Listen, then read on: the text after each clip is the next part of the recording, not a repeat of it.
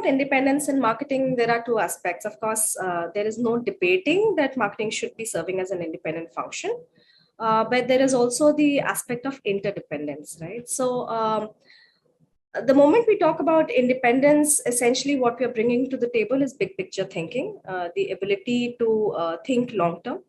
Whereas a strong grounding in interdependence, which would basically be the linkages between various functions, a strong fundamental grounding in business, that enables marketing to contribute to the here and now in the short term.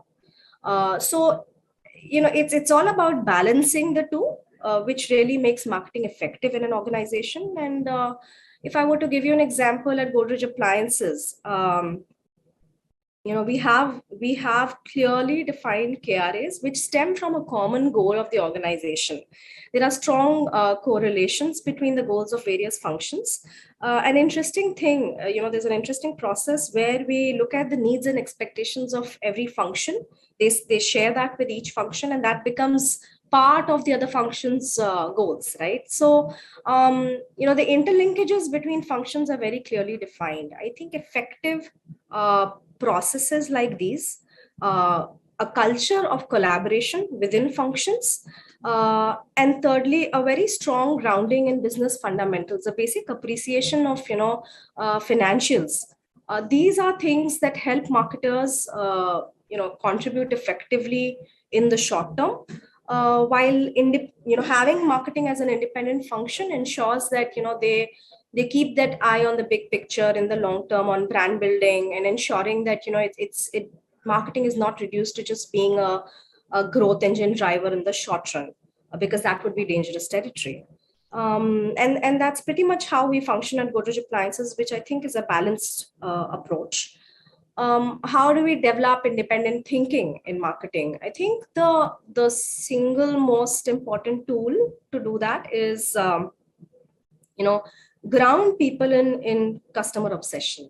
I say that because I think the ability to observe and interpret consumers, their consumer behavior, consumer action, without the internal biases and internal filters, which get developed over time within an organization, that's probably the foremost skill that a marketer can bring to the table. So step one is to do that. Step two is to then passionately share that learning with the larger organization in every single forum. So it's marketing cannot be seen just as a communication team.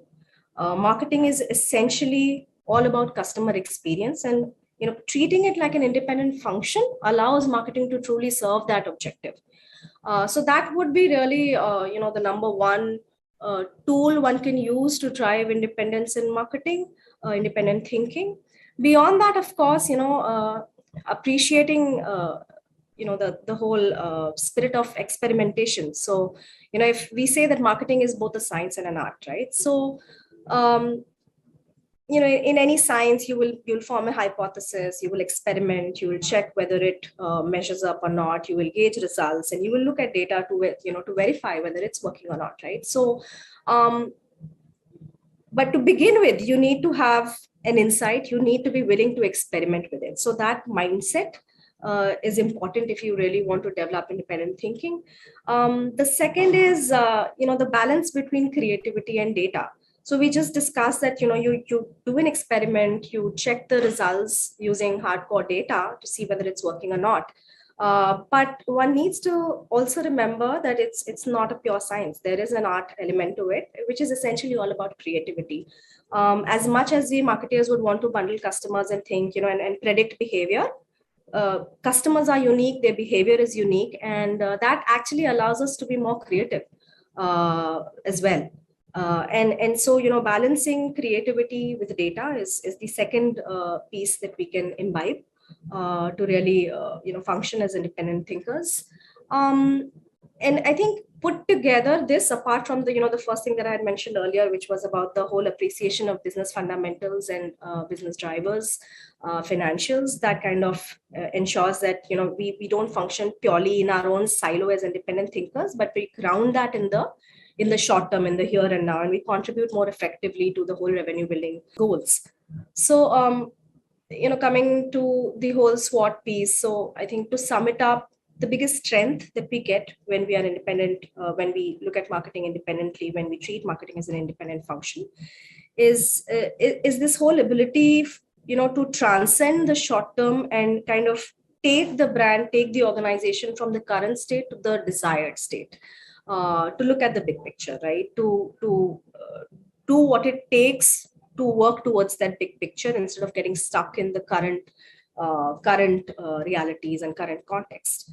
So that's really the biggest strength. Another great, the big opportunity that it gives is the whole the ability to experiment, the ability to innovate. We spoke about customer obsession. So, what it brings to the table is this it drives up the customer experience and the customer centrality in the whole organization, going far beyond just communication, right? So from, if we are talking about appliances, from product development all the way to after sales, marketing is like that central thread which can run across all of these functions to ensure that, customer is at the center, is at the heart of every single process in the organization. And all of this is very closely integrated with how marketing is treated in the organization. If it is an independent piece in the whole set, it's able to do all of this effectively. On the flip side, I think I wouldn't call it a weakness, but the risk, the threat is that, there is this threat of working in a silo. That's very important to guard against, because then if you're not rooted in the short term, in the current goals, in the short term goals, if you're not recognizing them, you run the risk of, not adding enough tangible value in the here and now, and that's a problem. So the way to guard against it is essentially, that whole culture of collaboration, the interdependence piece that we spoke of, having the right set of processes to ensure that, people work in a very collaborative manner across all business functions. I think that's really the guardrail that's important to imbibe.